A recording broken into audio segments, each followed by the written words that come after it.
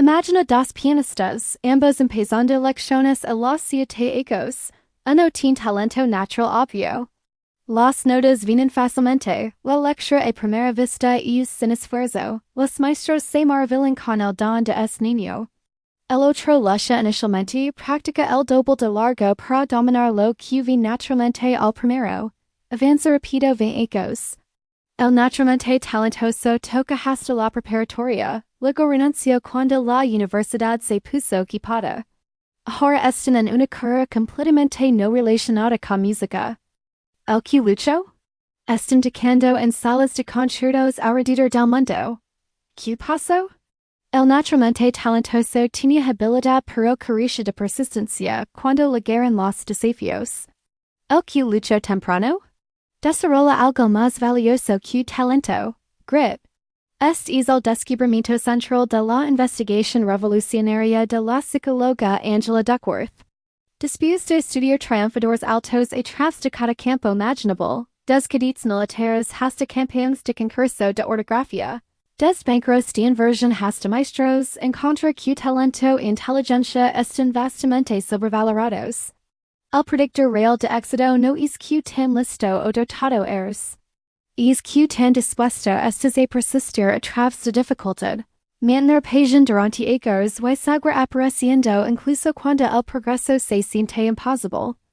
Hoy nos sumergimos profundamente en que es grit realmente.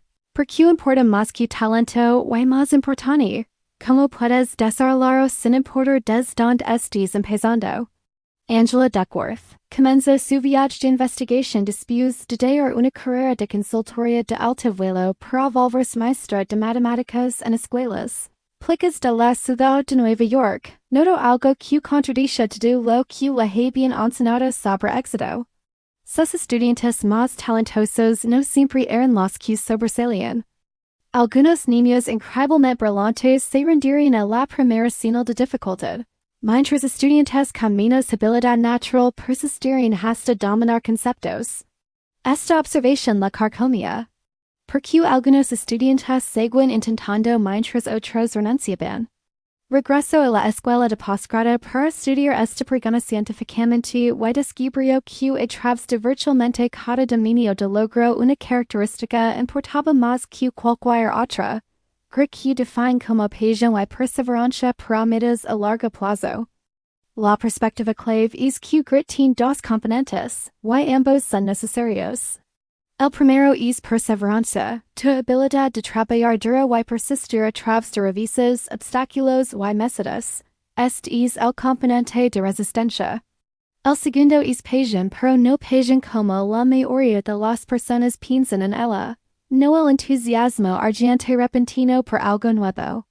En cambio, es consistencia de interés a lo largo del tiempo. Es preocupar profundamente por la misma meta última año tras año. Muchas personas tienen perseverancia sin pasión. Trabajan duro para saltar de interés en interés, nunca apagándose nada lo suficiente para lograr maestría. Otros tienen pasión sin perseverancia. Se preocupan profundamente pero se rinden cuando las cosas se ponen difíciles. Grit requiere ambos, preocupar por algo consistente y trabajar en ello persistente. Duckworth desarrolla la escala de grit, un cuestionario simple que mide estos dos componentes. Preguntas como he superado revistas para conquistar un desafío importante, miden perseverancia. Preguntas como mis intereses cambian de año en año miden consistencia de pasión. Cuando administro esta escala a miles de personas a través de diferentes campos, encuentro algo notable. Grit predice éxito mejor que talento, IQ, o cualquier otra medida que los investigadores típicamente miraban. En la Academia Militar de West Point, Grit predice que cadets lo lograrían a través del brutal primer verano de entrenamiento mejor que puntajes de aptitud física, evaluaciones de potencial de liderazgo o puntajes de SAT. En el concurso nacional de ortografía, niños más gritty fueron más leos en competencia, no porque eran más listos sino porque estudiaron más y se aplicaron más tiempo. Esto desafía la obsesión de nuestra cultura con talento. Amamos la idea de dons naturales, prodigios que sobresalen sin esfuerzo. Celebramos historias de éxito de la noche la mañana y minimizamos los ecos de trabajo poco glamoroso detrás de ellos. Para la investigación de Duckworth muestra que nuestro énfasis en talento no es solo equivocado, es dañino. Cuando elogiamos a las personas por ser naturalmente talentosas, seguramos que el éxito viene de habilidad innata en lugar de esfuerzo. Esto crea una mentalidad fija donde las personas serían que las habilidades están taladas en piedra. O lo tienes o no lo tienes. Esta mentalidad hace a las personas frágiles por cuando encuentran dificultad la interpretan como evidencia de que carecen de talento. Porque seguir intentando si el éxito se trata de tener un don que aparentemente no posees.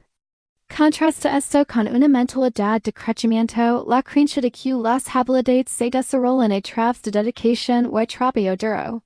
Cuando crees que el talento se construye en lugar de nacer, la dificultad se vuelve información sobre que practicar después, no evidencia de inadecuación.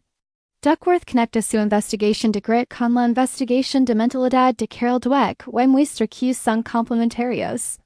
Grit requiere mentalidad de crecimiento porque no puedes persistir a través de ecos de dificultad si crees que la habilidad es falla. Te rendirás la primera vez que algo se siente difícil porque esa dificultad señala que has alcanzado tu límite. Pero si crees que puedes mejorar a través de esfuerzo, entonces la dificultad es solo parte del proceso. Duckworth introduce una fórmula crítica. Talento por esfuerzo es igual a habilidad, y habilidad por esfuerzo es igual a logro.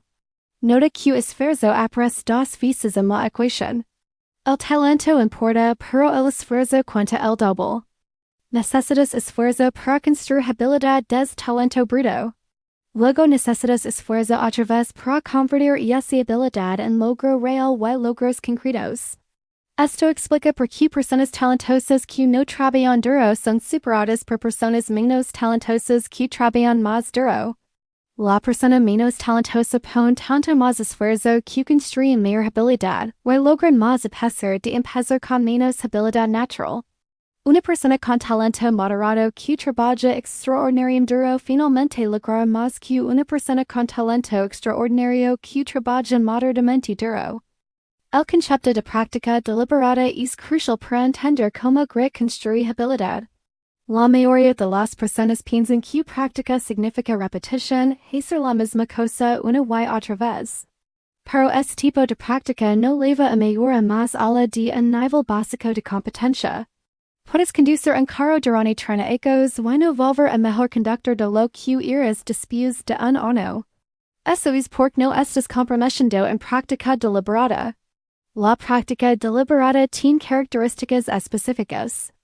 Primero, tienes una meta de estiramiento claramente definida, algo justo más allá de tu habilidad actual. Segundo, tienes concentración y esfuerzo completos. Tercero, obtienes retroalimentación inmediata e informativa sobre tu desempeño. Cuarto, repites la actividad con refinamiento basado en esa retroalimentación. Esto es mentalmente demandante y a menudo no disfrutable. Requiere trabajar en el borde de tu habilidad donde los errores son frecuentes y la comodidad está ausente. Duckworth compara ejemplos de práctica deliberada a través de dominios. Un nadador tratando de mejorar su vuelta no solo nada vueltas. Practican la vuelta específicamente una y otra vez. Haciendo pequeños ajustes basados en retroalimentación de tiempo hasta que el movimiento se vuelve optimizado. Un escritor tratando de mejorar no solo escribe más, se enfocan en habilidades específicas, tal vez escribiendo solo oraciones de apertura repetidamente, obteniendo retroalimentación y refinando. Un maestro tratando de mejorar no solo enseña más ecos. Identifican aspectos específicos de su enseñanza para mejorar, tal vez como explican un concepto particular. Luego deliberadamente practican esa explicación, obtienen retroalimentación y iteran. Esta práctica enfocada y esforzada es como los expertos se hacen, y requiere porque es trabajo duro que produce mejora lenta. El papel de pasión en Grit es a menudo malentendido. Duckworth enfatiza que pasión no significa seguir lo que sí que te emociona en el momento. Eso no es pasión, eso es búsqueda de novedad. Pasión real se desarrolla con el tiempo a través de un proceso de descubrimiento, desarrollo y profundización. Primero descubres un interés a través de exploración juguetona. Algo captura tu atención, lo disfrutas. Pero esta chispa inicial no es suficiente. Muchas personas se detienen aquí, moviéndose de una cosa interesante a otra. La segunda fase es desarrollo donde activamente cultivas es interés, aprendes más sobre él, empiezas a ver progreso y comienzas a desarrollar algo de competencia. Esta fase requiere apoyo, aliento, y a menudo un maestro o mentor. Es cuando el interés empieza a volverse algo más sostenido. La tercera fase es profundización, donde la actividad se vuelve central a tu identidad y contribuye a tu sentido de propósito. Ya no solo lo estás haciendo porque es interesante. Lo estás haciendo porque te importa, porque se conecta con tus valores, porque lo has hecho parte de quien eres. Esta profundización transforma interés en pasión. Duckworth encontró que las personas altamente exitosas a menudo pasaron ecos en cada fase. No supieron inmediatamente por qué eran apasionadas. Exploraron encontraron algo interesante. Lo desarrollaron con el tiempo y gradualmente es interés desarrollado se volvió una pasión profunda. La pasión no existía completamente formada al principio. Fue construida a través de ecos de compromiso. Propósito es otro elemento crítico de Grit. Duckworth distingue entre interés y propósito. Interés se trata de lo que disfrutas, lo que captura tu atención. Propósito se trata de cómo tu trabajo contribuye al bienestar de otros, cómo es el mundo mejor. Las personas más gritty que estudio tienen ambos. Estaban profundamente interesadas en lo que hacían, pero también conectaban es interés en propósito más grande que ellas mismas. Un chef podría estar interesado en técnicas de cocina, pero su propósito es crear experiencias que traen alegría a las personas. Un científico podría estar interesado en biología molecular, pero su propósito es encontrar curas para enfermedades. El sentido de propósito proporciona combustible cuando el trabajo se pone difícil. Cuando solo estás motivado por interés personal, es fácil renunciar cuando las cosas dejan de ser divertidas. Pero cuando estás motivado por propósito, por la convicción de que tu trabajo importa y ayuda a otros, persiste incluso cuando el disfrute se desvanece. Duckworth explora cómo Grit se desarrolla durante una vida. Su investigación muestra que Grit aumenta con edad. Los adultos mayores tienden a ser más gritty que adultos jóvenes, que son más gritty que adolescentes. Esto sugiere que Grit es algo que se desarrolla a través de experiencia de vida. Mientras enfrentas desafíos, los superas y aprendes que la persistencia paga, te vuelves más gritty. Mientras descubres lo que verdaderamente te importa y desarrollas compromisos más profundos, te vuelves más gritty. Esto es alentador porque significa que Grit no es solo algo con lo que naces o sin lo que naces. Es algo que puedes cultivar a cualquier edad. Hay cuatro activos psicológicos que crecen Grit desde dentro hacia afuera. El primero es interés. Necesitas genuinamente disfrutar lo que estás haciendo, al menos aspectos de ello. No puedes sostener décadas de esfuerzo hacia algo que encuentras completamente aburrido. Esto no significa que cada momento es disfrutable, pero la actividad general necesita capturar tu interés sostenido. El segundo es práctica, específicamente práctica deliberada donde constantemente estás tratando de mejorar. Necesitas ser un aprendiz, siempre empeñando para mejorar en lugar de navegar en habilidad actual. El tercero es propósito, la creencia de que lo que estás haciendo importa y contribuye algo más allá de ti mismo. El cuarto es esperanza, pero no optimismo ingenuo. Es la expectativa de que tu esfuerzo finalmente pagará, que puedes mejorar a través de persistencia, que dificultades son temporales en lugar de permanentes. Duckworth también identifica cómo Grit crece desde fuera hacia dentro, cómo ambiente y otras personas moldean nuestro Grit. Padres, maestros, entrenadores y mentores juegan papeles cruciales. El estilo de crianza que produce Grit es lo que Duckworth llama crianza sabia, combinando altos estándares con alto apoyo. Los padres sabios esperan que sus hijos trabajen duro y cumplan expectativas demandantes, pero también proporcionan apoyo cálido y respetan la autonomía del niño. Esto es distinto de crianza autoritaria, que es demandante pero fría, y crianza permisiva, que es cálida pero no demandante. Los niños necesitan tanto la expectativa de esfuerzo como la relación de apoyo que los hace sentir seguros para lograr y fallar. La cultura en la que estás incrustado también molde tu grit. Cuando estás rodeado de personas grittiness se vuelve normalizado y contagiosa. Duckworth estudió el equipo de fútbol Seattle Seahawks bio el entrenador Pete Carroll, y encontró que deliberadamente cultivaba una cultura de grit. El mantra del equipo era termina fuerte, y todo en la cultura reforzaba persistencia, esfuerzo y resiliencia. Jugadores que podrían haberse rendido en otros ambientes persistieron porque eso es lo que todos alrededor de ellos estaban haciendo. Esto aplica más a la de deportes. Compañías, escuelas, familias y grupos de amigos todos tienen culturas que o refuerzan grit o lo socavan. Elegir tu ambiente y las personas con las que te rodeas es uno de los factores más importantes en desarrollar grit. Duckworth introduce el concepto de regla de cosa difícil, que implementa en su propia familia. Todos, incluyendo ella misma, su esposo y sus dos hijas, deben hacer una cosa difícil. Una cosa difícil es una actividad que requiere práctica deliberada diaria.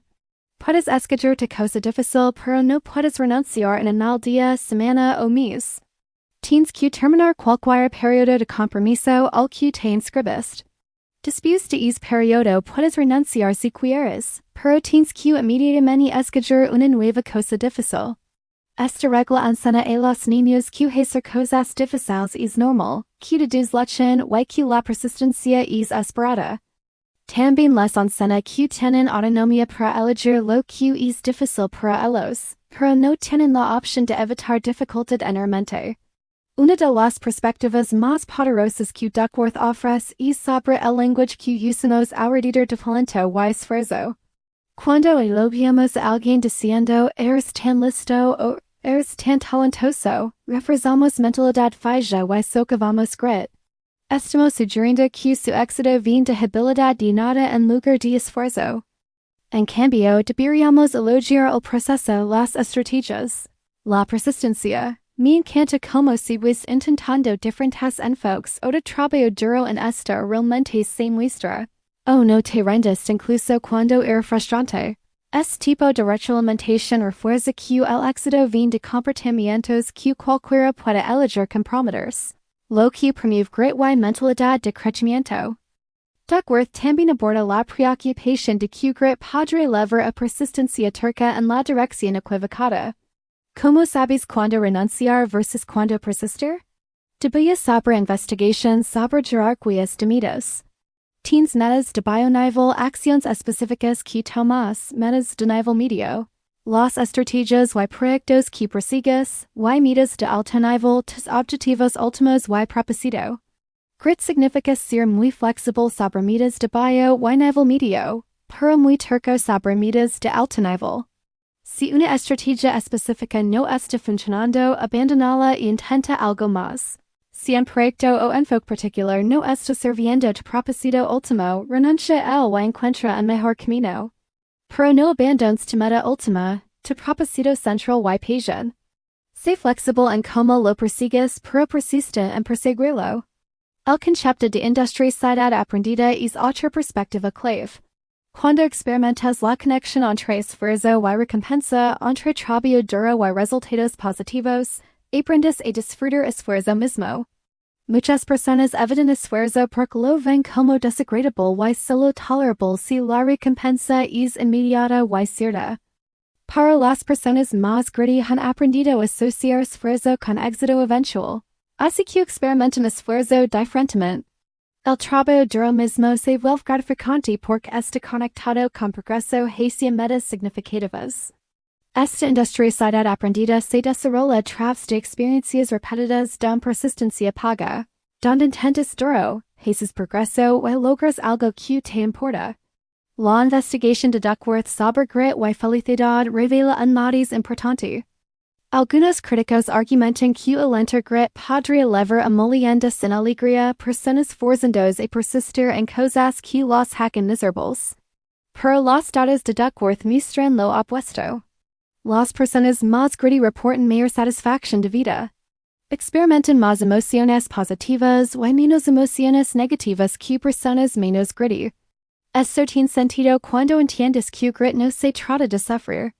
Se trata de pasión sostenido y esfuerzo hacia metas que te importan profundamente. Cuando estás trabajando hacia algo significativo, incluso el trabajo duro se siente con propósito. Cuando persistes y haces progreso, experimentas la satisfacción de maestría y logro. Las personas más gritty no son luchadores miserables. Están profundamente comprometidas en búsquedas que encuentran significativas. La aplicación práctica de investigación de grit es profunda. Si quieres desarrollar grit, empieza identificando tu meta última. ¿Cuál es la cosa de alto nivel que más te importa? Esto no tiene que ser una meta de carrera. Podría ser un gran padre, construir una habilidad específica, contribuir a tu comunidad, o cualquier búsqueda que genuinamente te importa. Una vez que has identificado esto, organiza tus metas de nivel medio inferior en servicio de esta meta última. Cada proyecto, cada tarea diaria debería conectarse de vuelta a ese propósito de nivel superior. Esto crea un sentido de alineación donde incluso actividades mundanas tienen significado por contribuir a lo que finalmente te importa. Luego, compromete a práctica deliberada. Identifica tu nivel de habilidad actual y diseña práctica que empuje justo más al ideal. Obtén retroalimentación idealmente de un entrenador o mentor que pueda dar guía específica. Enfoque en tus debilidades en lugar de solo hacer lo que ya eres bueno. Esto será incómodo. La práctica deliberada se siente difícil y a menudo frustrante. Pero esta incomodidad es la señal de que estás en la zona de crecimiento. Abrazala, esperala. Ve. Dificulta como evidencia de progreso en lugar de inadecuación. Cultiva una mentalidad de crecimiento prestando atención a tu autocharla. Cuando enfrentas servicios, que te dices. Si de voz interna dice no soy bueno en esto o esto es demasiado difícil para mí, estás operando desde mentalidad falla. Reencuadra esos pensamientos. No soy bueno en esto todavía, o esto es difícil, lo que significa que estoy aprendiendo. Esto no es solo pensamiento positivo. Es pensamiento preciso que reconoce que la habilidad se desarrolla a través de esfuerzo, rodeado de otras personas gritty. Unida comunidades, equipos o grupos de persistencia y esfuerzo son valorados y modelados. La cultura es contagiosa, así que elige tu ambiente cultural deliberadamente. Finalmente, conecta tu trabajo a propósito. ¿Cómo ayuda a otros lo que estás haciendo? ¿Cómo contribuye algo más a la de ti mismo? No necesitas curar cáncer o resolver el hambre mundial para que tu trabajo tenga propósito. Enseñar a niño a leer tiene propósito. Prepara una comida pensada para tu familia tiene propósito. Resolver problemas en tu trabajo que ayudan a colegas o clientes tiene propósito. Cuando conectas esfuerzo diario a propósito más grande, encuentras combustible para persistir cuando la motivación disminuye. Grit no se trata de forzar a hacer cosas que odias. Se trata de encontrar algo que te importa profundamente, conectarlo a propósito, y persistent trabajar para mejorar en ello durante años.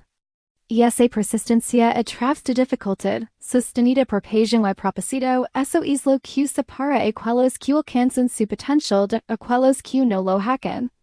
Y de acuerdo a la investigación de Angela Duckworth, importa más de lo que el talento jamás lo hará.